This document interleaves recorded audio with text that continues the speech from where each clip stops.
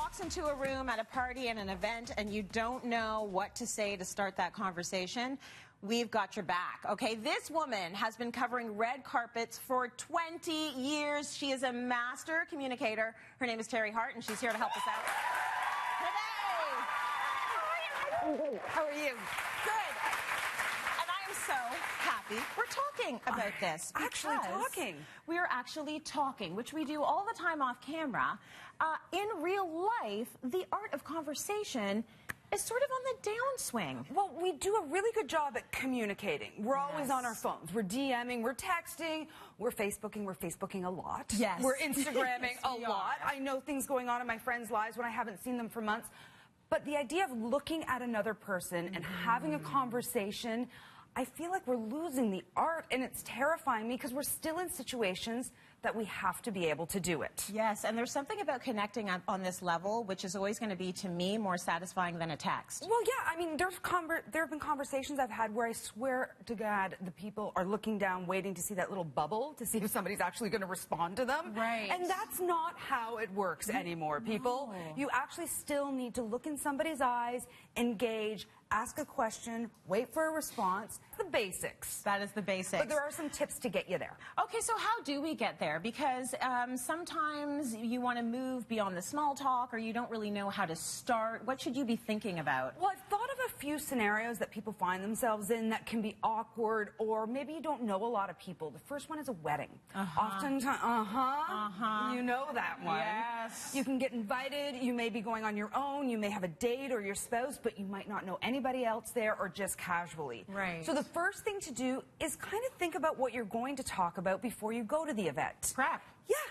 You know, it sounds a little bit silly, but just get your thoughts in order. At a wedding, the first thing, make sure you have your story down about how you met the bride and or groom. Right. Unless you met in a drunk tank or something. Like, maybe change that story up. But get your story down about how you met the bride and groom. That's something you all have in common at that event. That's a very good thought. And I like the idea of prepping. I know people who will not go to an event or a party without reading the news of the day. Oh, yeah. Because they want to have topics that they can bring up that day. Another great suggestion. Also at a wedding, a great thing to have in your mind is your own personal kind of travel or geography story. At weddings, a lot of people travel to get there. Yes. By airplane, by bus, by train, however they got there. A lot of people are out-of-towners. So you can have a conversation about travel, how you got there, someplace you want to go, where they've been. And travel is a really, really nice topic because it talks about usually happy, fun vacation stories. Yes. And it really is something that can go on effortlessly and easily. Oh, you went to Europe this summer. Tell me about that. Yes. Oh, I'd love to go to Italy. You can just imagine that back and forth being quite easy. It does give you, you're almost looking for those general sort of situations that everyone has gone through so that you can find a way to connect with whoever might be there if you don't know anyone. So that's a really good way of doing it. You say there is a caveat, though.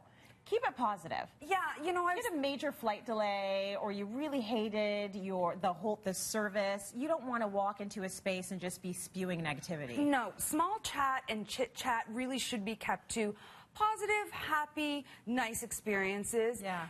Get down to the nitty-gritty once you're outside of that environment and you've decided if you want to be friends with this person or not. This is about meeting people. This is about starting conversation, not about talking about your deepest, darkest secrets. Right. You know? We're not there yet. We're not there yet. Yeah, it's going to take us a little while to get there. Okay, so that's the wedding. What other scenario do you think you might be in? Well, a lot of communities, neighborhoods have neighborhood drop-ins, barbecues, or kids' social night at the school. And these can be tricky because you can recognize people, but you might not remember their name. Very true. Right? Oh my gosh, how many of you have been in that? Right? Guys, all day long, every day of my life. Yeah. The time. Right.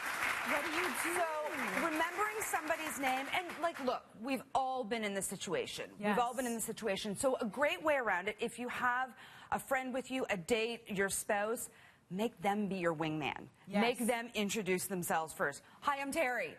That is the natural way somebody else is going to say back, oh, I'm Tracy. And then you can say, oh, yes, I know Tracy from down the street. Yes. Another opportunity is to just introduce yourself first. Okay. And you can say, oh, my goodness, I know I should remember this, but in case, I'm Teri. Right. And if they don't offer it up at that point, You're like, come on, say your name. Follow the rules. Yes. Transparency is the best option. Oh, okay. You know, I know I should use know that this. option a lot. I know I should know this. Yeah. But I'm embarrassed to say I don't. Can you just remind me of your name? Yes. So I believe that honesty is the best policy because we can all relate. We've all been in that situation. Yes. Okay. And another thing about those community events, whether it be at your school or your neighborhood, have a little rehearsal about a positive experience you've had at a community place, whether it be your grocery store, a tradesman, somebody, a coffee shop. Again, try and keep it positive because you don't know if the person you're talking to is like best friends with the person who served you that lame latte. That's true. You know? That's very true. You don't know what they know. No, you don't. So, I will say this also as well. When you're in the playground at school events, I find school events a little bit challenging. You don't also want to spend all your time bragging about your kid, okay? We know Johnny's a genius, and we know it's easy topic matter because we know them very well, but no one actually wants to hear that much about your kids unless it's the grandparents or your partner that also created that child. Yeah, there has to be a blood lineage. Kind of. To care that much. And also really be careful at the school events when it's so competitive now to get into after-school programs, sports teams. Just remember, not everybody is in the situation of getting in or being able to avail that opportunity to their kid. That's right. So be sensitive about other people's experiences when you're in that community situation. Is there anything you should just never say? It's a conversation stopper. Know your audience. Yeah. You know, there's the old saying of, don't talk about politics and money. And there's a reason those sayings become sayings. And especially right now, when politics, I think right now, everybody thinks that everybody's thinking the way they're thinking. Yep. And it's not the case. Right.